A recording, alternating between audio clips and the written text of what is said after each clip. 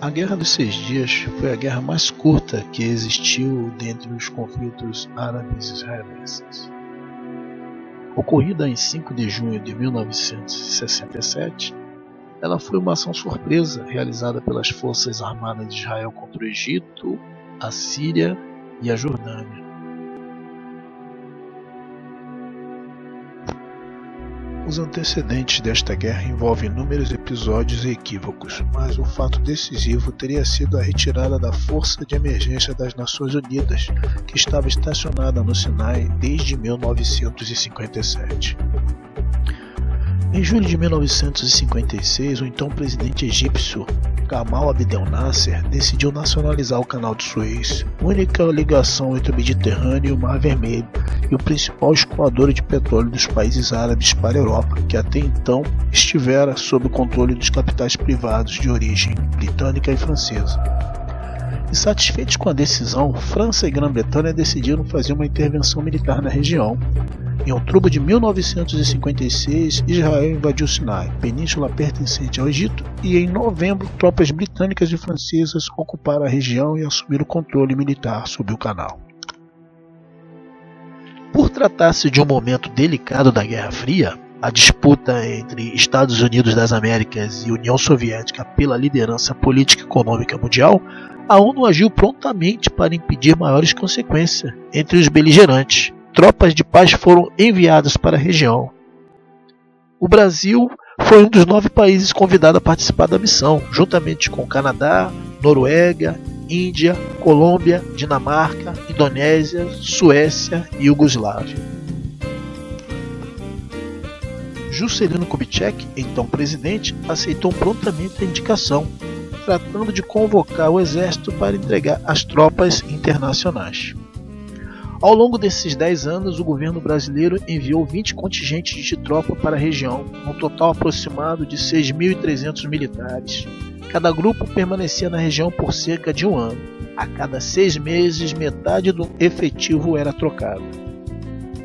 Na maioria das vezes, as forças brasileiras eram enviadas para o Oriente Médio em navios de transporte da Marinha. As viagens duravam cerca de 40 dias. O Batalhão Suez, como era conhecido, possuía uma sede em Campo Rafa, na faixa de Gaza. Parte do contingente brasileiro permaneceria ao longo da fronteira entre Israel e Egito. As atividades consistiam em patrulhar e vigiar a região fronteiriça, com a preocupação de evitar violações da linha de demarcação de armistício, a LDA, que era uma faixa contínua de cerca de 50 km de fronteira que era guarnecida por meio de postos de observação. Além disso, manter a valeta que separava o Egito e Israel sempre limpa era uma das atribuições dos nossos soldados. O objetivo das forças de paz da ONU era manter o cessar-fogo estabelecido entre Egito e Israel no final da guerra de 1956. O Batalhão Suez permaneceu em território até então pertencente ao Egito, travando contatos mais frequentes com os povos árabes e palestinos. Israel não permitiu a entrada das tropas internacionais em seus territórios, embora concordasse com a missão.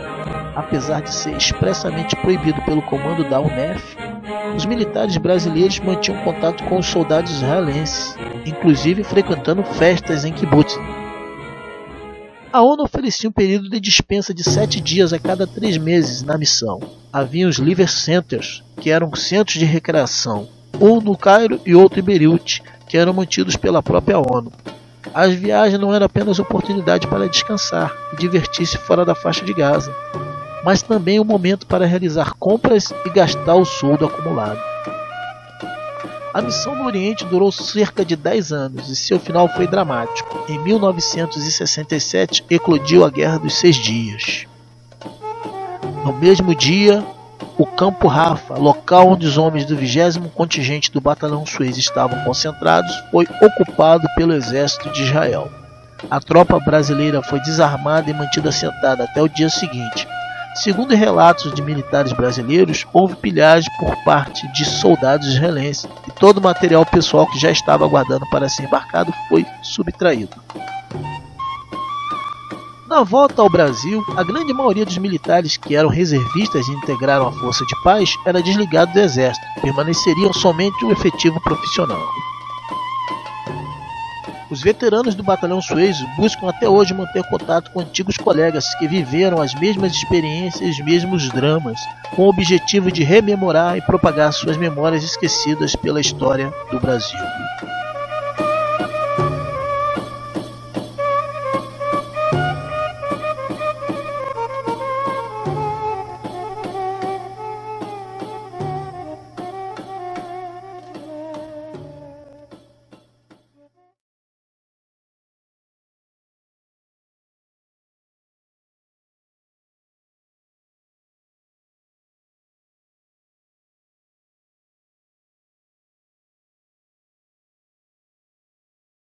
Só de navio foi só na 63 dias.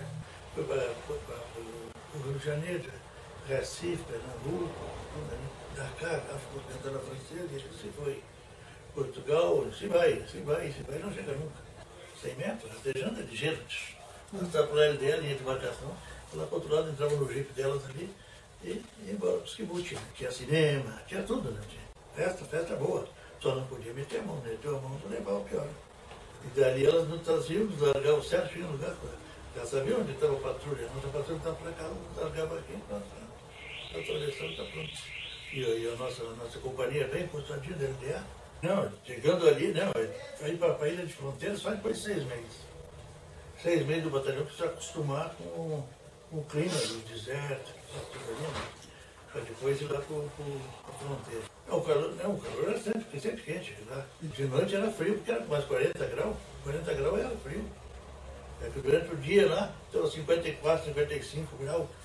Poxa, é quente pra caramba. Tinha. Mandava cuia, mandava chaleira, mandava bomba, mandava. Mas eu não sabia tomar mate. Sou um gaúcho que não sei tomar mate, até hoje não aprendi, né? Nós tínhamos horário para dormir. 6 horas, na hora de dormir, vai dormir. Não quer dormir, fica acordado aí, passa a noite acordado. Desandando ali. 6 horas tá tudo acordado, né? 6 horas da manhã tá tudo acordado, mesmo latim mesmo. Feijão, marmonte, arroz. Bom dia aqui não conheci uma mina diferente. E eu larguei minha arma e estou cavando aqui na volta. Os sargentos, se eu tivesse ele me tocou longe. Tu tá louco, ó, você é uma mina. Que mina? Não, você é um tesouro do Alibaba. Pra mim era um tesouro do Alibaba, né, tia? Uma mina aí chamaram o pelotão de sapatura ali. Tá chegando de vocês. Eu quero teu tesouro. Foi de um patrulha, saiu aí sim, aí saiu pra matar. Tudo que via, ia matar, né? Aí saiu, mas não vimos ninguém, né?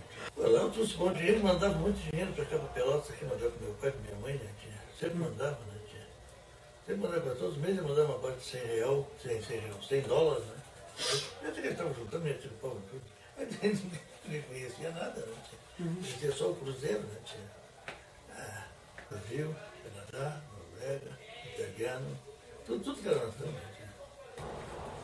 Não sei, né, tia? Mas eu vou lá ainda. Só estou esperando que a ONU mande meu dinheiro que eu já vou, né, tia? Olha, jogando no Brasil, eu joguei na seleção lá, nossa seleção brasileira, Brasil e Tchecoslováquia. E eu matei no peito para fazer o gol e o Tchecoslováquio caiu na minha frente. Depois disseram que eu matei o cara. Matei a bola, chutei a bola, bateu no cara e o cara caiu no chão em cima da bola e morreu. Brasil de campeonato, tia. Depois eu fui eu. Não matei o cara, tia. O cara caiu aqui. Eu não sabia que ele morreu.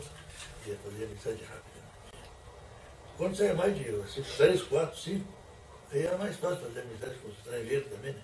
Porque um fala uma coisa, outro fala outra coisa, então aquilo vai se prolongando, vai se entrando em assunto. Eu acho que foi mais por dinheiro. Eu acho. Eu acho que foi mais por causa do dinheiro, né?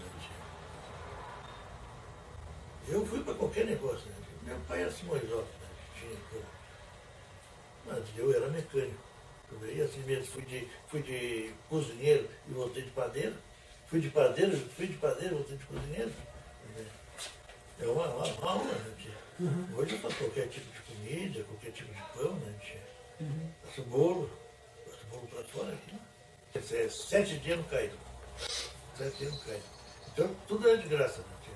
Passagem de avião, ou de ônibus, hotel, comida, tudo de graça.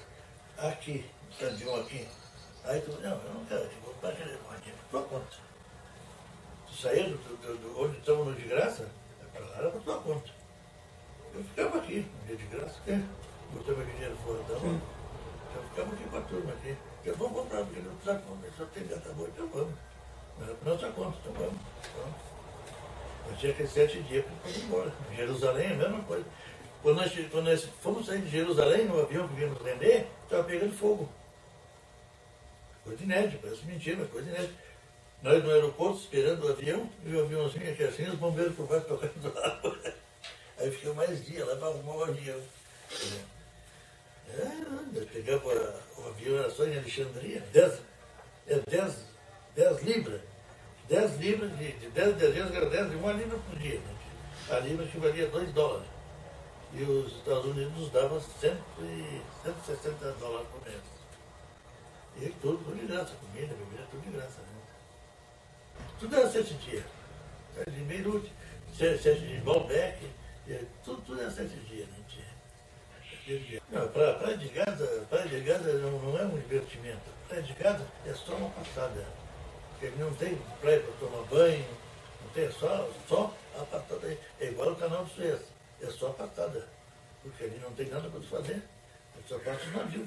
Não tinha que a LD, a linha de marcação. A linha de marcação é um buracão assim que se vi. Aqui um horário e aqui outro horário. Aqui uma linha e outra linha. Então o comandante estava ali, 100 homens brasileiros aqui. Vamos limpar. 100 homens canadenses, vamos tirar. 100 de todas as nações da gente, todo mundo limpar, né? E aí eu fui para Porto Alegre, para estudar em Porto Alegre. Aí me matriculei no Colégio Rui Barbosa, lá em Porto Alegre. E aí apareceu, o Exército comunicou que ia abrir um batalhão no Rio Grande do Sul. Aí eu comecei a prestar os exames. E no início o exame era um para ralar, era rigorosíssimo, né? Na minha turma mesmo, se eu não me engano, não me recordo bem, parece que eram 150 e acabou saindo 5 só. Era rigoroso, examinava até nas pernas se tinha problema de varizes, né? Os dentes, enfim, o exame era rigorosíssimo. Aí fomos, embarcamos no navio Ari Parreiras, navio da Marinha de Guerra. Aí saímos de Porto Alegre, contornamos aqui Rio Grande, né? Entramos no Atlântico e ficamos no Rio de Janeiro, passamos por 3º e 18º Regimento de Infantaria do Rio de Janeiro. Né? E aí ficamos lá no Rio de Janeiro 3 ou 4 dias, 4 dias nós ficamos. Aí fomos a Recife ficamos 3 dias, e houve aquela cerimônia de despedida de terras brasileiras. Aí atravessamos o Atlântico e chegamos em Dakar, naquele tempo era África Ocidental Francesa, hoje é Senegal. Né?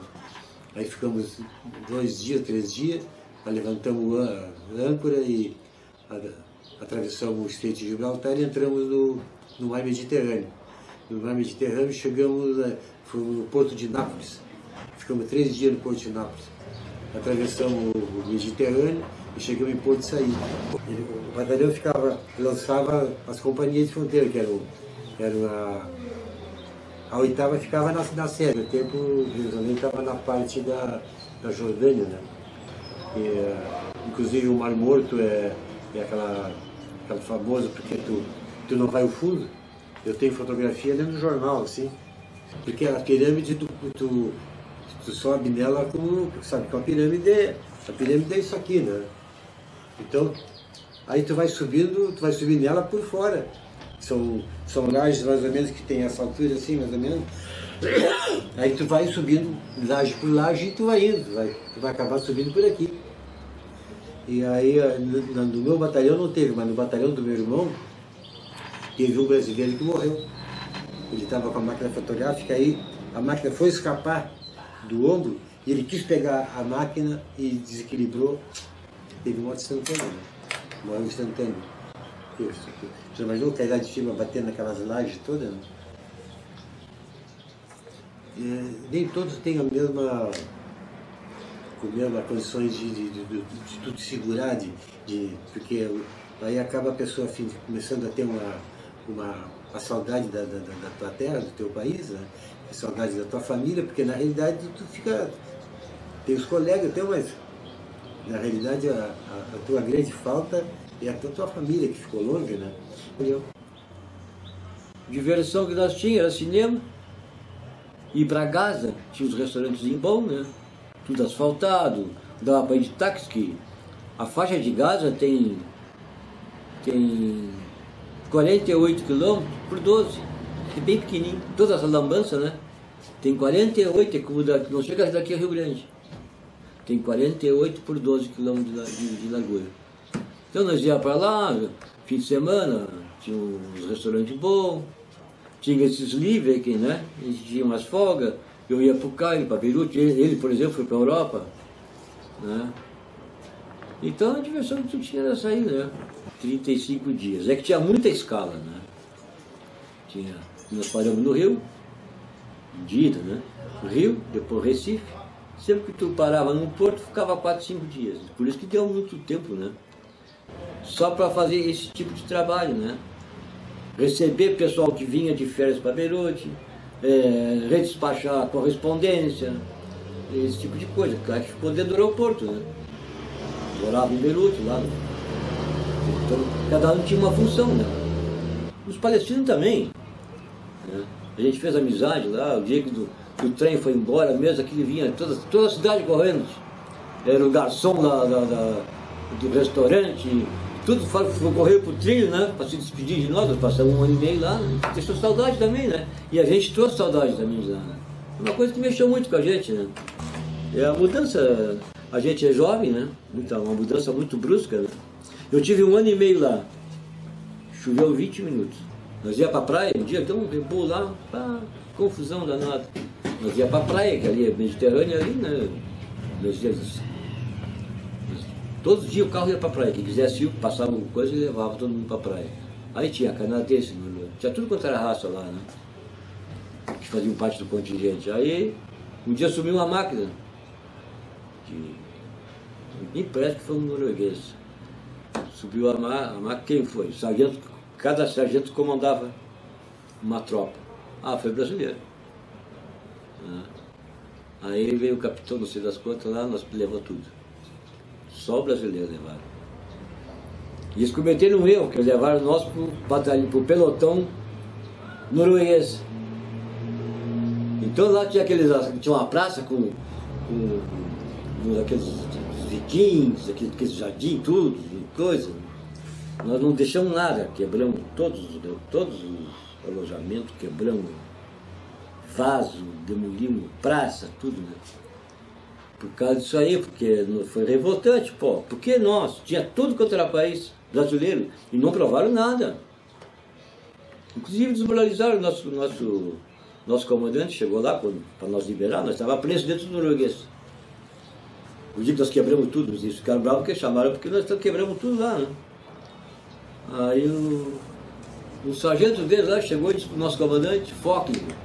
Saímos de Porto Alegre de navio pela Lagoa dos Patos e fomos para o Rio e lá ficamos 10 dias, mas lá praticamente não se fez quase nada, que já estava tudo pronto.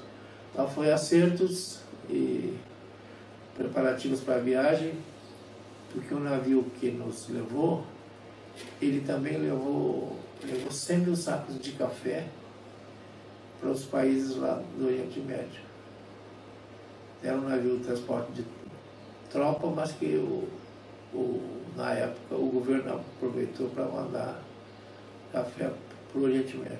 Sim, aquilo foi uma festa muito interessante. Quando se passou a linha do Equador, se faz uma comemoração, então as pessoas são jogadas dentro d'água. Foi montada uma piscina em cima do convés e o Netuno, uma pessoa foi caracterizado como o Netuno, o rei do mar, e ele pegava os afilhados, os filhos, os novos, e mergulhava dentro daquela piscina. É uma festa muito alegre, muita diversão.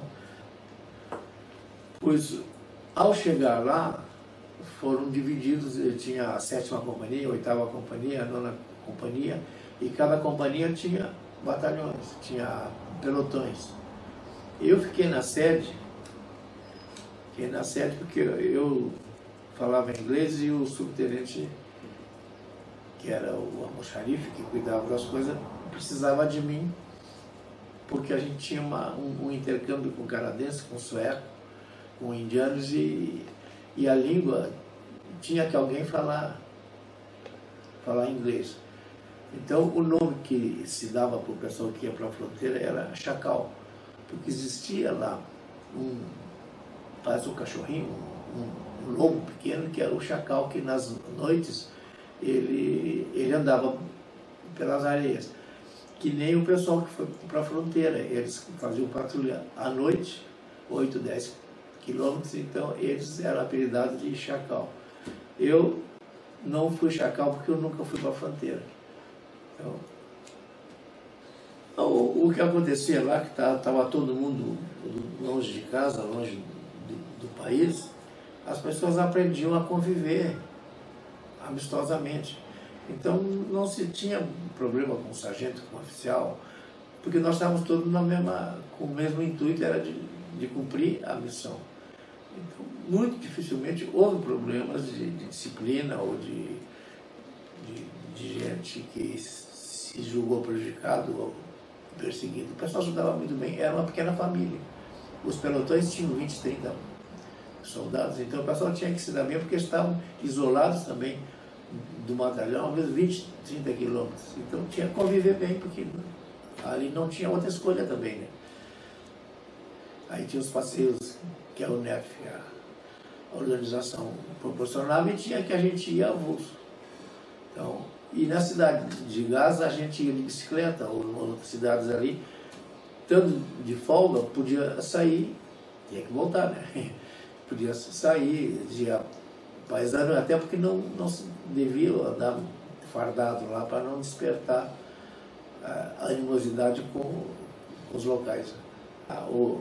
Naquela época tinha 7, 8 países lá com soldados. Os mais esquisitos eram os indianos. Os indianos não se comunicavam muito, eles têm... E a Índia é um continente também com muitas etnias, com muitas religiões, então os próprios indianos não se misturavam muito. Então eles tinham as cantinas lá, os batalhões deles, e nós íamos lá porque a gente conseguia a bebida com eles mais fácil, né? Eles também compravam a preço de custo, mas era cerveja e não era coisa muito pesada. E o pessoal se revoltou e fez um movimento lá, talvez seja com relação a isso. E inclusive ameaçaram o comandante, porque ele é o comandante, né? Como é que nós vamos brigar com ele?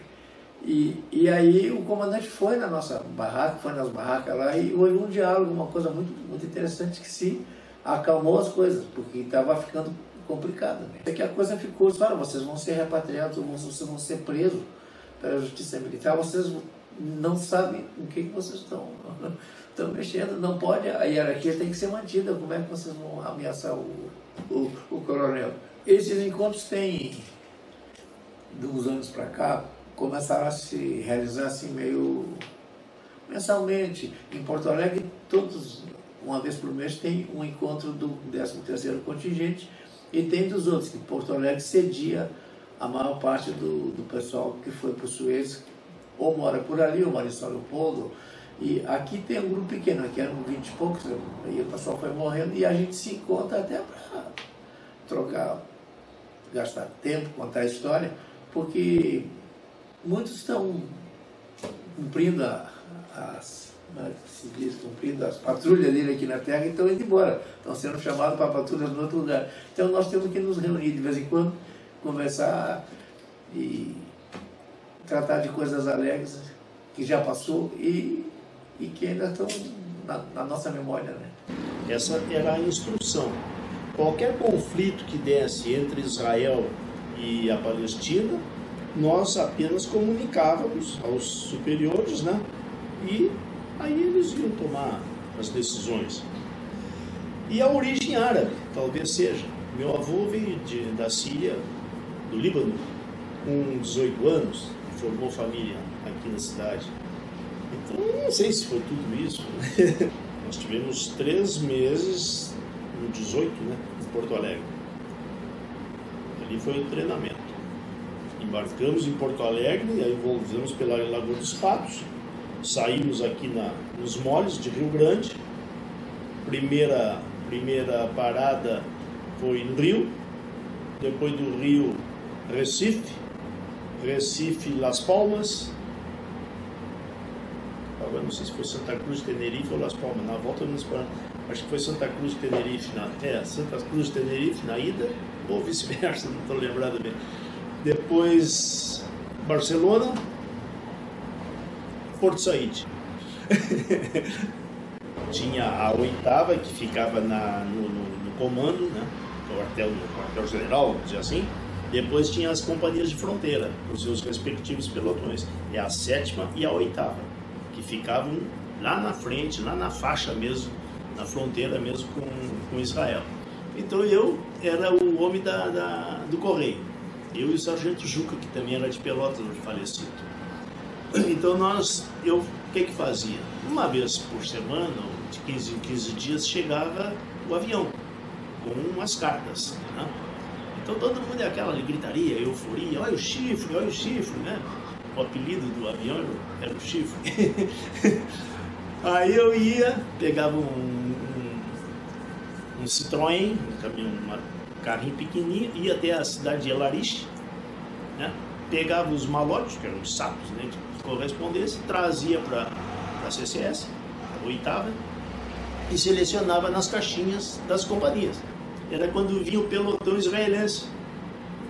Então vinha muita mulher também, né, com umas bazucas. Hoje, uma metralhadorzinha, né? Antes naquela época era uns bazucão, e as mulheres carregando aquele troço, atolando na areia. Então aquilo era uma alegria, né? Porque era diferente, né? Era uma coisa inusitada. Pô, uma mulher carregando uma bazuca.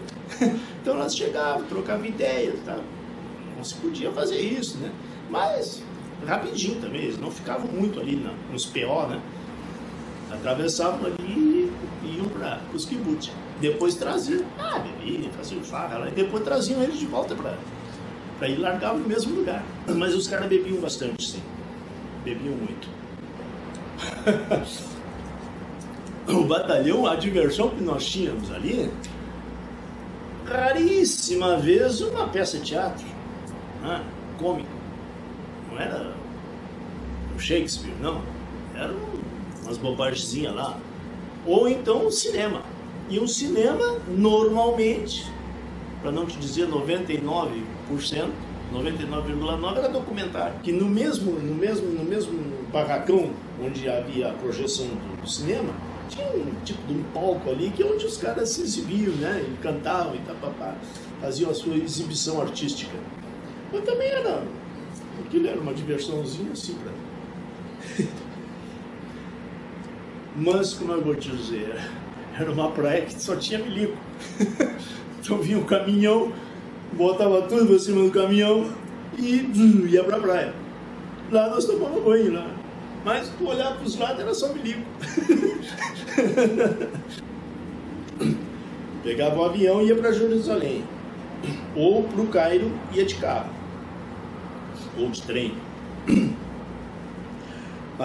Pegava o avião ali em...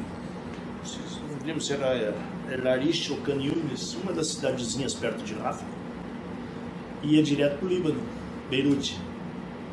Dali se ia para... Estou te falando no Líbano, né? Ia para Beirute. Ali tinha excelentes praias, né? Beirute, na época, era uma cidade, assim, como é que eu vou dizer, mais ocidental que tinha. Muito parecido com aqui. Muito, muito parecido. Exceto os costumes, né? Mas a paisagem, hotéis, restaurantes, parecia que nós estávamos no Rio, Recife, né? Muito bonito. E as praias de Beirute também, apesar de pequenas, sem areia, que é pedra, né? Muita pedra e areia, como daqui ali no meu espelho ali, uma faixinha de areia. Depois a gente, e também no era fundo, né? Em Beirute tem aquela praia que tinha os nomes da costa francesa, né? Long Beach, era a Costa Azul, né? Todas apelidadas com as praias da França. Eu subi tanto por fora como por dentro. Há a possibilidade de ir por dentro até a câmara mortuária, né, onde ficava o faraó e seus restos, ou por cima, escalando as pedras, né, até em cima. No meu contingente, um caiu lá da pirâmide, morreu, não tem como salvar. Tudo que é tipo de esporte que posso imaginar, a gente praticava lá. Por quê? Para matar a saudade, né? Passar o tempo, senão não se aguenta mesmo. Para mim foi muito bom, não só pelo esse intercâmbio cultural, mas financeiramente, como tu está falando, para mim foi ótimo. Nós ganhávamos 108 dólares, que nós não vinha para o bolso, era depositado em Beirute, no banco. E nós vivíamos de trambique e com ajuda de custo, que eram 11 libras egípcias, não esterlinas. Então aquelas 11 libras dava para tu te manter ali, né? E mais algumas coisas que a família mandava. Naquela época tinha, não é sachê de Nescafé, eram umas latinhas de Nescafé redondinha. Então a minha mãe mandava 4 latinhas, que era um tamanho, não sei o quê. Então ela mandava 4 latinhas de Nescafé para mim, junto com a carta, né? A correspondência. Então aquilo ia para lá. Eu pegava aquelas latinhas, vendia, trocava por uísque, trocava por cigarro, trocava por não sei o quê. Fazia meus mesh lá e juntava dinheirinho. Nós nos reunimos aqui em Pelotas. Eu não vou a Porto Alegre, o Gilberto vai, Gilberto Vig vai, e o Manuel também, eles vão a Porto Alegre, participam da associação, que tem uma associação em Porto Alegre. Desfilo no 7 de setembro. Eu já não sou, eu sou mais reservado, não sou muito. Mas as jantas aqui eu adoro, porque aí é uma oportunidade de tu ver e relembrar algumas coisas, né? Levou algumas horas, não recordo quantas horas, chegamos no nosso destino, que era o Rafa, onde ficava situado o batalhão brasileiro. Nós pertencíamos ao 5º contingente. O navio ficou atracado em Porto Saíde, à espera do contingente que deveria retornar ao Brasil, que era um contingente carioca, se não me engano. Se não me engano, eram os cariocas que voltaram. E já estavam eles preparados para, nesse mesmo trem, retornar até Porto Saíde e retornarem até o Brasil. E lá permaneceu o contingente, o 4º contingente, ou melhor, o que retornou foi o 3º. E lá permaneceu o 4º contingente, que era formado pelos paranaenses. Então nós fomos o 5º, eles já estavam 6 meses lá, os paranaenses. É tradicional cada soldado ficar com um pé em Israel e outro pé na Palestina. Isso era a fotografia tradicional. Eu recebo um telefonema do oficial médico dizendo que eu me preparasse para atravessar isso durante o dia, para atravessar a ADL, a linha divisória melhor, e entrar em Israel, porque um soldado israelense tinha sido picado por uma cobra, e uma cobra venenosa. E o atendimento mais próximo era o 2º pelotão, aonde eu estava servindo. E, evidentemente, logo em seguida, isso foi rápido, imediatamente eu apliquei uma injeção, um soro antiofídico, e o rapaz em seguida já se restabeleceu, etc. Mas veja que isso aí foi algo rápido, porque o veneno da cobra, se demorasse mais tempo, iria comprometer bastante até a vida desse soldado israelense. A Armistice, linha de armistício, ela era patrulhada pelo Brasil, ou seja, era controlada pelo batalhão brasileiro através dos postos de observação. Aí fui ver o que era. O velho e o menino estavam com equimoses pústulas, principalmente no braço, furúnculos, agora lembrando bem, e queria ver se eu podia tratar. E eu tratei. Eu fiz a limpeza, tirei os furúnculos do menino, passei medicamentos. Evidentemente que o menino chorava, mas consegui tirar todo o pus, fiz toda a asepsia do ferimento do menino no furúnculo. Depois dei uns comprimidos, um anti-inflamatório, para dor, analgésicos. E aí depois eu fui fazer o do velhinho. O velhinho também estava com furúnculos. Tirei, e esse homem aguentou, não disse um ai. Limpei, fiz os curativos, fiz o mesmo procedimento. E ele só dizia shukra, shukra, ou seja, obrigado, obrigado. Shukra, doctor. Como se eu fosse o doutor, não era. Mas eu disse, não, tudo bem, tudo bem. Massalame, massalame.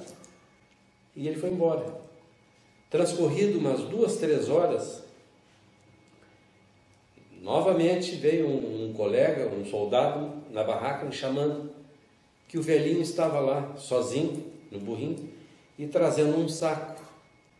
E nesse saco, ele trouxe um presente, algo que ele cultivava na pequena propriedade que pertencia a ele, melancia, chamado batirra, melancia. E eu recebi aquilo de uma forma assim, tão gratificante, que eu me abracei nele, e ele se abraçava em mim, e dizia que era para mim aquelas melancias. Recordo 3, 4, 5 melancias.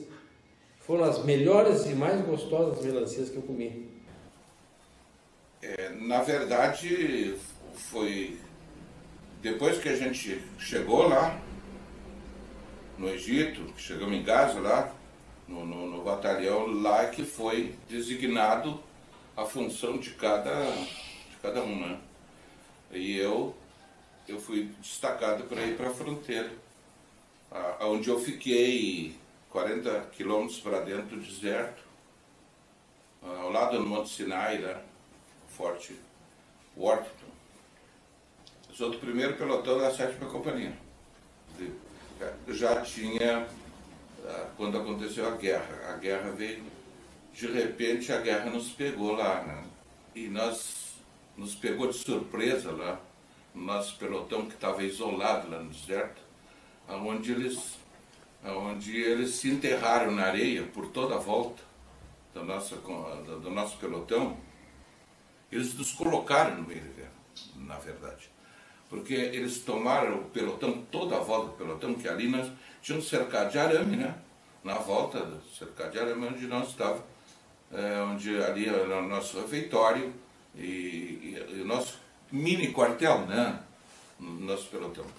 Ali nós cumpríamos a ordem para os que há pouco eu falei, nas patrulhas, que nós fazíamos patrulha no deserto. Mas ali nós tínhamos um mini quartelzinho ali, né? E o nosso mini quartel foi tomado por todos os lados. Então nós passamos a noite acordado, né, com o movimento deles ali, que estavam na beirinha do nosso... Se tinha tanto espaço, né, para eles se colocar, eles usaram aquele ponto como estratégia de guerra, o nosso local, né? Que, é claro, se o Egito levantasse um avião e fosse bombardear os israelenses que estavam no nosso costado, cercado, milhares que foram para ali, ou centenas, sei lá, é claro que não sobrava nada disso para cima, sem dúvida nenhuma. Eu era de comunicação e transporte. A minha função lá no Oriente Médio, transporte seria... Eu era motorista de um Jeep, de um Jeepão, onde eu carregava os outros soldados, né, que a gente fazia a fronteira, né, pela noite, pela madrugada. Não tinha hora, né, para a gente fazer. Eles estavam lá ao lado do Monte Sinai, bem pertinho do Monte Sinai, 45 quilômetros ou 40 quilômetros, não lembro direito, de Rafa para dentro do deserto, em direção ao Monte Sinai. Eu estava lá. Quando começou a guerra, iniciou a guerra, foi lá. Por isso, essa noite já nós não dormimos, que começou a chegar tanque, toda noite chegava carro-tanque, encostava na beira do nosso local onde nós estávamos lá. E no outro dia de manhã, a gente só enxergava areia praticamente, porque eles colocavam os tanques e tapavam tudo, botavam lona em cima e tapavam de areia. Né? Então eles fizeram, os israelenses se enterraram na areia praticamente tudo ali na nossa volta. Bombardeio, carro-tanque, morteiros egípcios com israelense pelaquela fronteira ali onde nós estávamos mais ou menos. Né? Mas aí o batalhão, o nosso pelotão, se deslocou no outro dia. No outro dia nós se deslocamos para Rafa, onde estava o batalhão mesmo, não? Onde estava o batalhão destacado, era bem pertinho de Rafa lá, e onde estava o resto da 7ª companhia lá. Lá tinha um quartel, praticamente, né? Aí nós voltamos para o nosso lugar de onde nós saímos da primeira vez, né?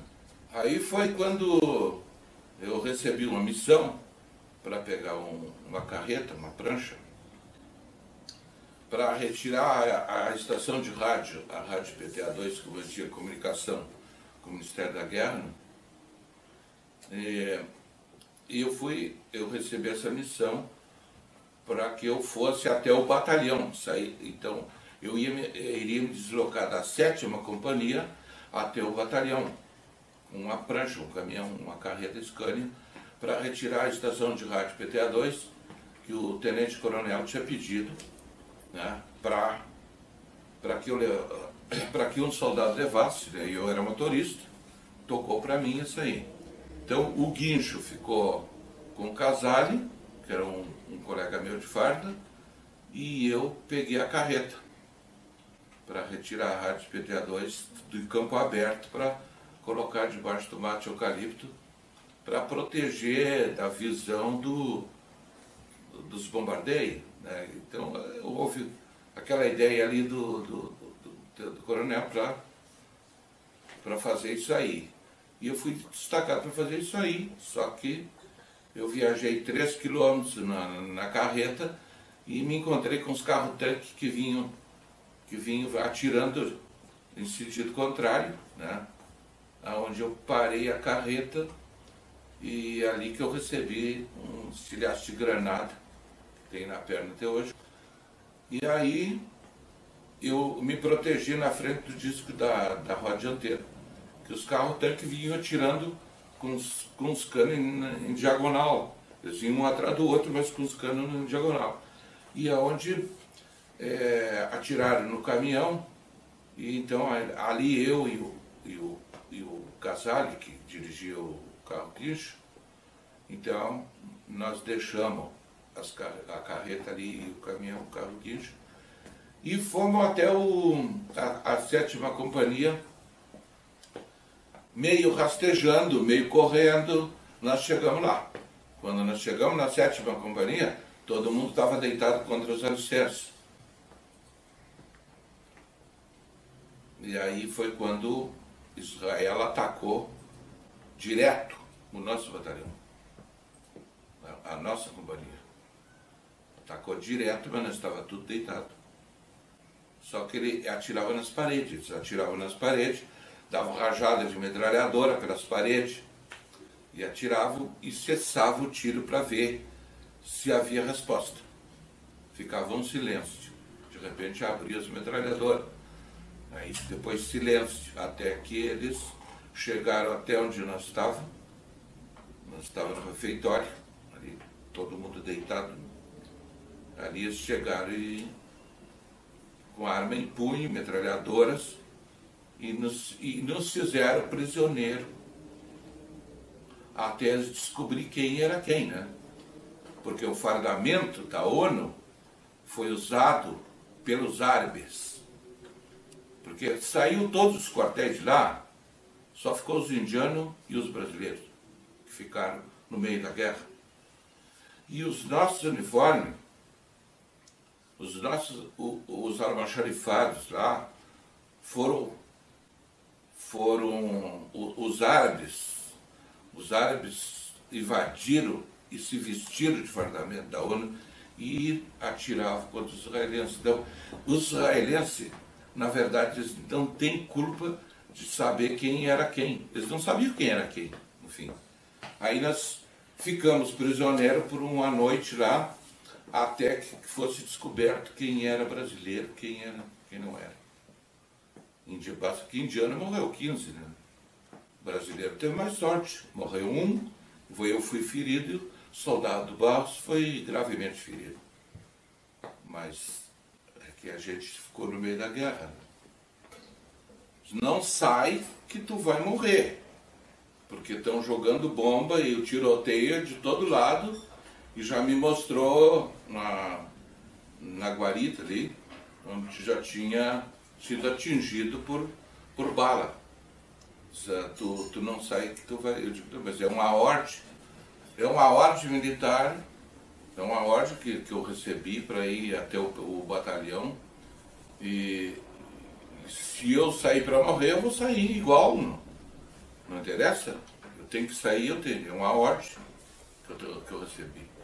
Aí ele abriu a saída para mim, né, e o Casale, que ia com o meu colega, que ia com um carro guincho, nós dois saímos. Mas viajamos. Na verdade, o sargento estava certo. O tenente nos mandou, era só eu e o Casale. E o tenente ficou na 7ª companhia.